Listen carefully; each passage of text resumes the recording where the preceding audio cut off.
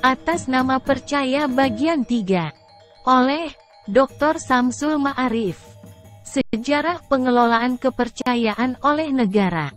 Mendefinisikan agama untuk menolak kepercayaan.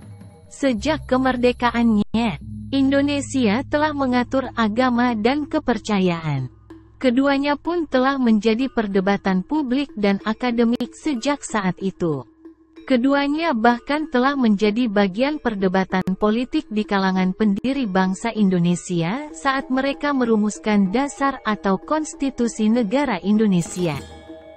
Mereka yang tergabung dalam Badan Penyelidik Usaha-Usaha Persiapan Kemerdekaan Indonesia atau BPUPKI, terbelah menjadi dua kelompok. Yang pertama mengusung negara Islam, dan yang kedua mengusung negara sekuler dalam arti, negara tidak mengatur atau mengelola agama.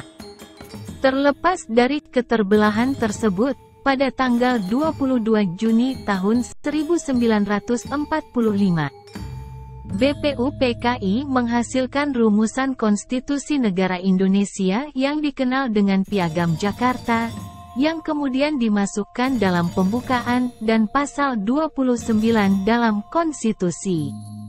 Akan tetapi, sehari sebelum disahkan, tepatnya pada tanggal 16 Agustus tahun 1945, Piagam Jakarta diganti, tepatnya kandungan 7 kata di dalamnya, yaitu, kewajiban menjalankan syariat Islam bagi pemeluk-pemeluknya, menjadi Yang Maha Esa.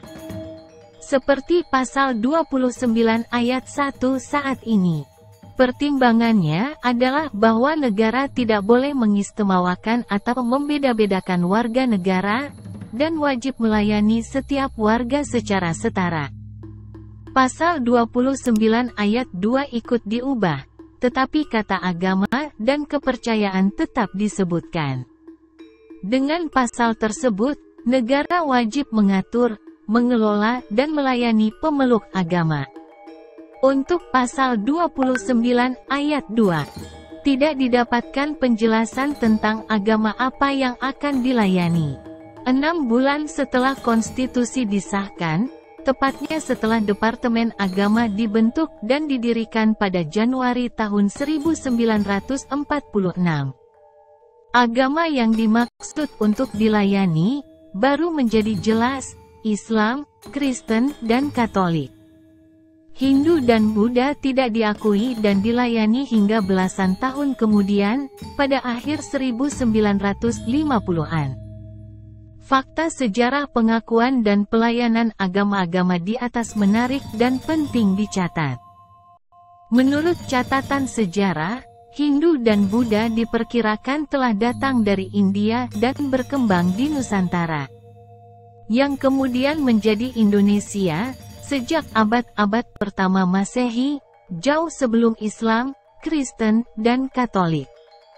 Selain itu, kata agama adalah berasal dari bahasa Sanskerta dari India, yang dibawa ke Indonesia oleh orang Hindu atau Buddha.